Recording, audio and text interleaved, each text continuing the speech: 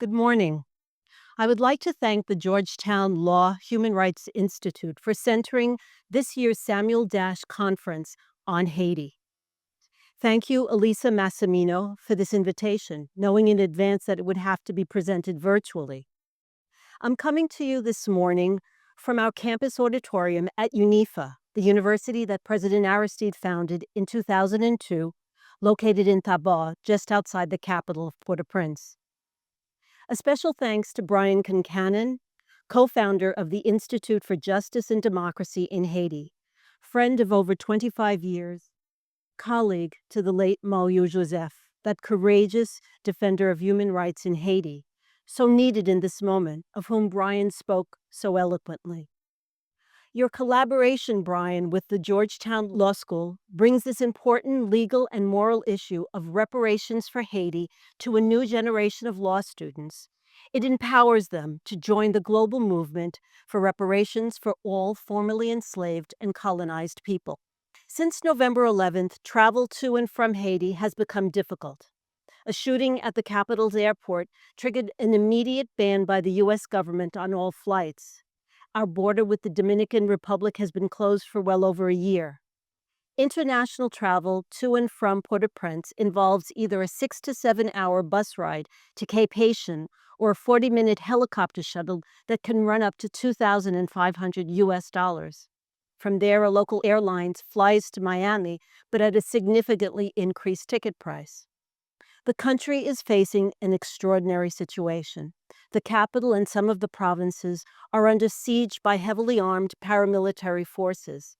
They are responsible for an untold number of killings, kidnappings, rapes, acts of arson, and pillage. Entire swaths of the city have been abandoned. Hospitals, schools, businesses destroyed. Families displaced from homes, living in makeshift settlements. A total upending of everyday life. Food production has plummeted while blocked roads prevent agricultural products from making it to market. Prices of basic staples have more than quadrupled. Alarming signs that hunger and famine are rising. Access to basic services like education, healthcare, sanitation, fragile in the better times, are now practically non-existing in a growing number of areas. Cases of cholera are increasing, and given the uncertainty surrounding the fate of hundreds of thousands of Haitians living in the U.S., whose remittances are a lifeline for their families in Haiti, the situation looks to worsen.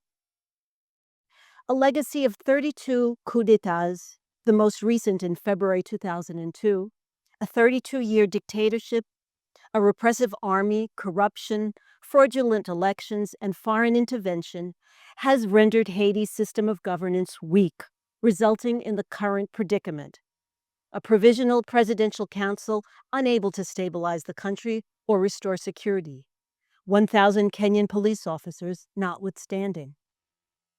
I begin my remarks with the dire conditions on the ground as a necessary backdrop to today's discussion, to show the scope of the harm and the critical need for relief. First, I'll highlight the trajectory of the debt, as I have no doubt that the full history of this most quintessential of odious sovereign debts will be expertly recounted today. Then I'll share what mobilization for reparations was like in Haiti after April 7th, 2003, when President Aristide became the first president to request reparation and restitutions from France. A mobilization that went beyond the demand for monetary redress and was animated by a spirit to honor the sacrifices made by the country's founders and move towards national repair. And I'll close with reflections on how, despite the present national trauma, our UNIFA students maintain the ethos of this mobilization and the commitment to repair the nation. At the start of the Haitian Revolution in 1791, the population of enslaved Africans was estimated at about 500,000, while there were only about 30,000 Europeans on the island. To compensate for being so greatly outnumbered, colonial masters exerted unimaginable violence. At the price of this horror, Haiti was France's richest colony. Nearly 20% of the French population owed its livelihood to the trade in or the work of African enslaved peoples in Haiti. After their defeat in 1804, France was determined to recapture this wealth. In 1817, a French spy named Medina was arrested by Henri Christophe in possession of formal instructions outlining the intended consequences if Haiti did not submit to French authority.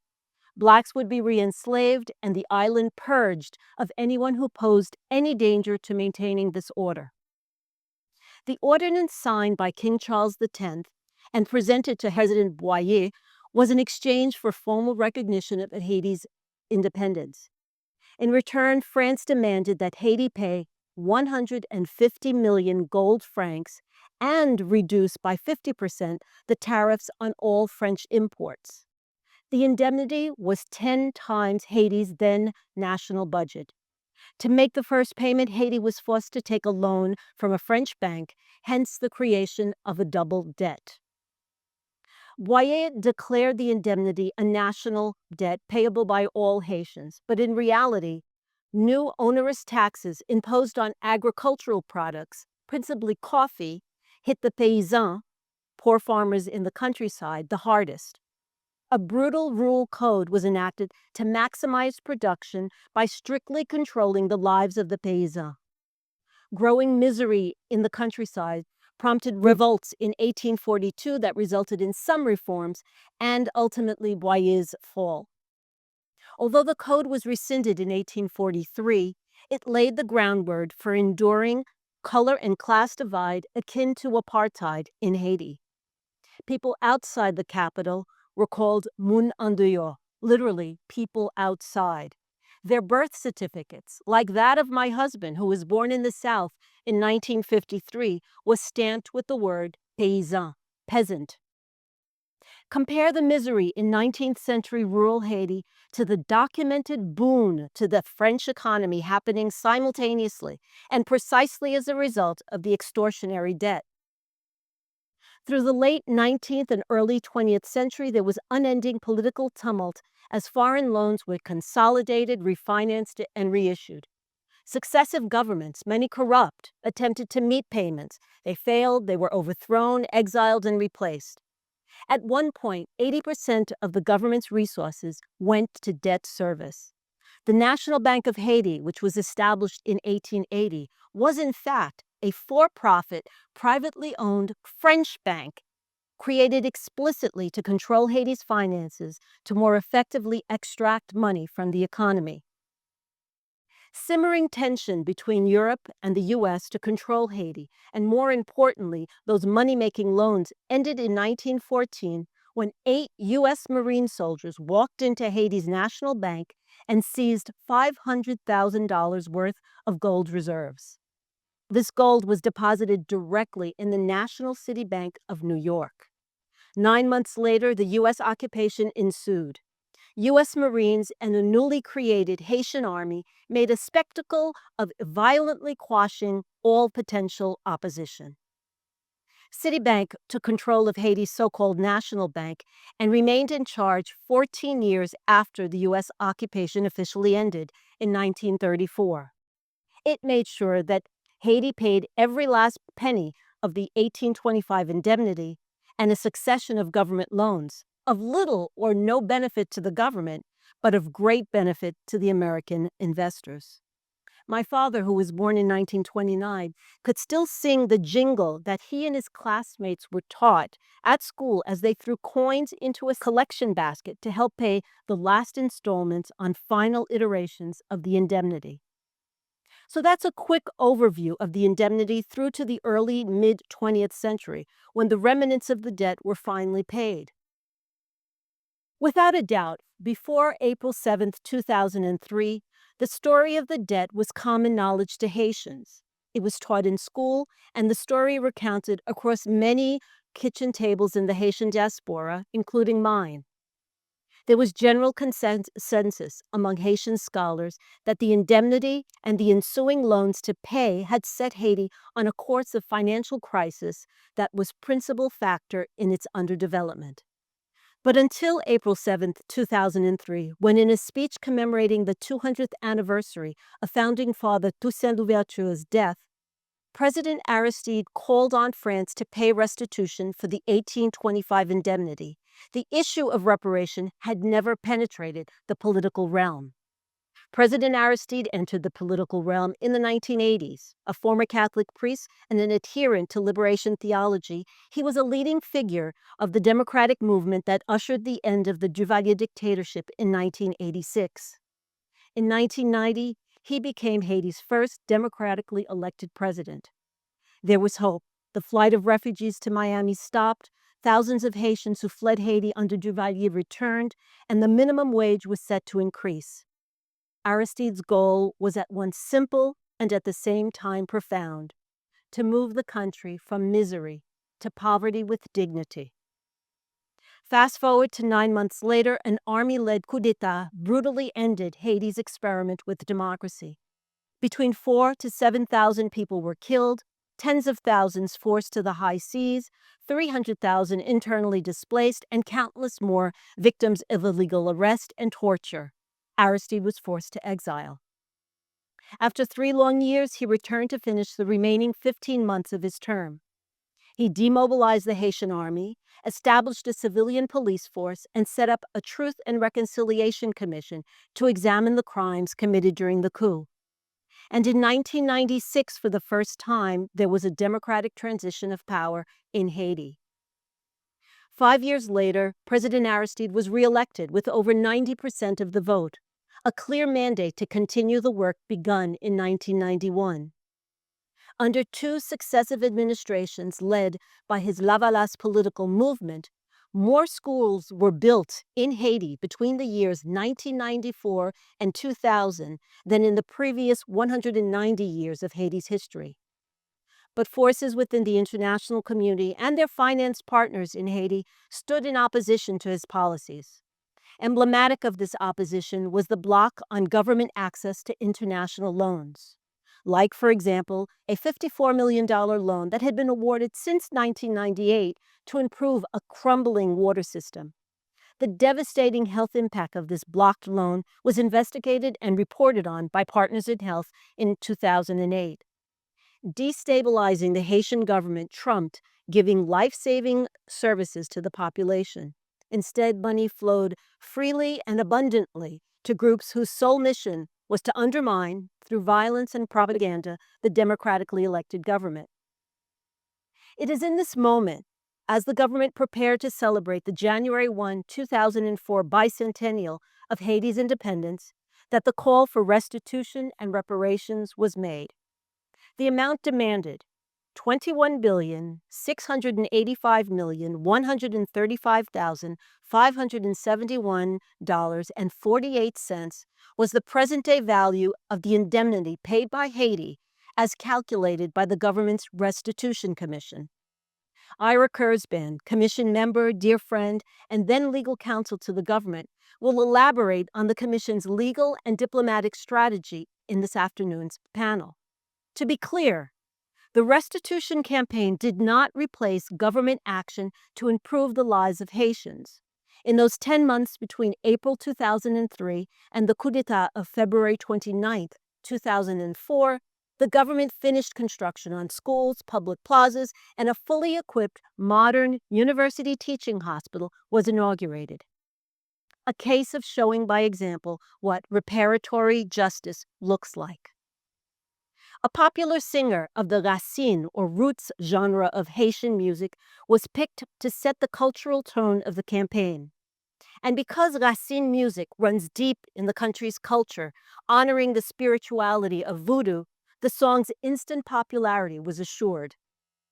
It was the soundtrack to rallies and meetings. Schools organized debates on restitution and challenged students to deepen their understanding of history. Public radio and television broadcasters hosted public lectures by subject experts and scholars. I remember that on a visit to a literacy center at a public market, President Aristide wrote the word restitution on the chalkboard and led a discussion among the market women, who were students, around the theme. The words reparation and restitution appeared on bumper stickers, shopping bags, and on the walls across the city. The government launched a national competition inviting artists, to render in their own chosen creative form an interpretation of restitution. The creator of a sculpture titled Soif de paix, Thirsty for Peace, was one of the first early winners. I too got swept up in the power of this history and how people internalize the sense of reparatory justice. It motivated me to start my own restitution project, a pamphlet tracing the history of the dead. I worked with the staff at the National Library to locate primary source material, out-of-print books, and I had access to archival documents gathered by the Restitution Commission. I photographed entries from the restitution competition when the pieces were brought to the National Palace and included several in the pamphlet. The works were to be curated and displayed at a new museum of restitution. But then came the coup d'etat. The pamphlet was never published, the art destroyed, the museum locale set ablaze in the early hours of the coup. And within weeks of being installed, the de facto prime minister traveled to France to apologize and formally withdraw Haiti's request for restitution. I refer you to the 2022 New York Times series titled The Ransom that concludes with an admission that the February 2004 coup was, and here I quote, orchestrated against Aristide, and that his removal was probably a bit about his call for reparations from France. And that $21 billion in losses, it was actually closer to $115 billion in loss to Haiti. On the night of February 29, 2004, Titid and I were shuttled to a French military base in Bangui, the capital of the Republic of Central Africa. After 2 weeks, Congresswoman Maxine Waters, the late Randall Robinson from Trans-Africa, and Ira Kurzban boarded a chartered plane, flew to Bangui, and negotiated our release. They accompanied us to Jamaica, where we reunited with our 2 daughters. After 3 months, President Thabo Mbeki invited us to South Africa, where we spent 7 years in exile. When we returned to Haiti in March 2011, Aristide immediately set out to reopen UNIFA. The challenges were many. Students had been kicked off campus and the university transformed to military barracks for the foreign troops that had come to Haiti. The residential campus was settled by families displaced by the devastating January 2010 earthquake. President Aristide was undaunted. He assembled a staff, reached out to former UNIFA's teachers, Haitian medical professionals, local and international supporters. And in October 2011, we reopened with 126 students, 63 women and 63 men. Today, we have 4,076 students studying across 8 disciplines. And since the university's reopening, 1,904 doctors, lawyers, nurses, dentists, engineers, physical therapists, and agronomists have graduated from right here on this stage. Our students confront and surmount indescribable adversity to be here. They have watched many classmates opt to leave the country and have wrestled with this question, but they have stayed, finding not only a career path, but importantly, a sense of community and purpose. Working together on group research projects, planting corn, raising chickens, and harvesting honey on our student farm, singing with the university choir, organizing mobile clinics and blood drives for the community, lecturing at area high schools, bringing medical relief to communities impacted by a deadly hurricane in the South, participating in our annual celebration of dignity. Engagement in a common and collective pursuit to change and rebuild Haiti. This idea was crystallized last month when again, from the same stage, a group of our medical residents were invited to speak at our weekly lecture series. These are some of our brightest medical school graduates who are enrolled in the residency program at our own UNIFA teaching hospital on the other end of campus. After describing her pediatrics training, one resident concluded by encouraging students to stay strong and to persevere, precisely because the conditions in the country are so difficult. Nous avons une dette envers ce pays, she said. We have a debt to this country. This, I thought, is what reparatory justice looks like: advocating for what is just and right, restitution and reparations for all formerly enslaved and colonized people, while at the same time taking action to repair Haiti. I thank you.